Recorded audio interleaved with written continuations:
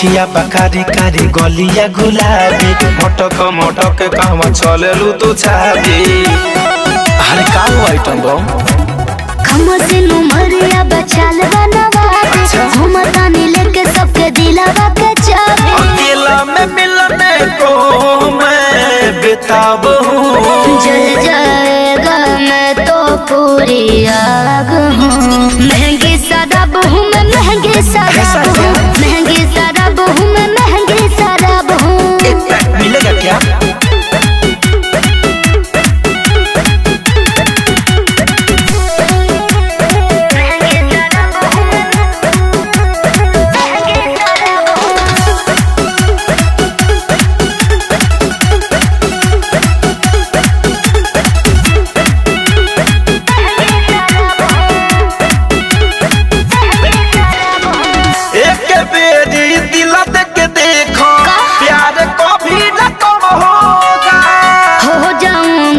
एक दिन तेरी प्यार में तेरे दम होगा। अरे ऐसे क्या बोल रही हो? समझे? एक बेरी दिल देके देखो प्यार को भी न कम होगा।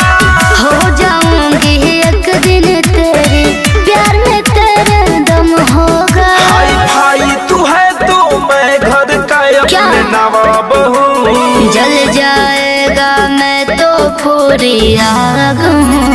महंगी शराब हूँ मैं, महंगी शराब हूँ, महंगी शराब हूँ मैं, महंगी शराब हूँ। अरे तो पिया दो।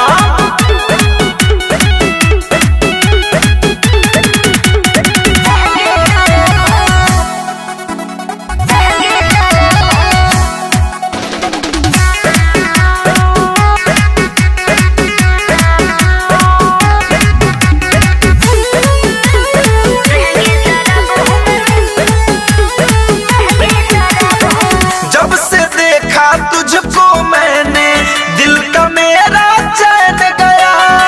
तेरे जैसा लफड़ा करके कितना मेरा फैन होगा। समझे?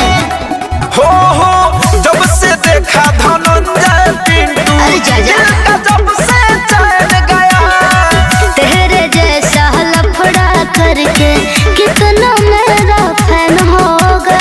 मौका देख कर देख लो मैं तो लाजवाब हूँ। जल जाएगा मैं तो पूरी आग हूँ। महंगी शराब हूँ मैं, महंगी शराब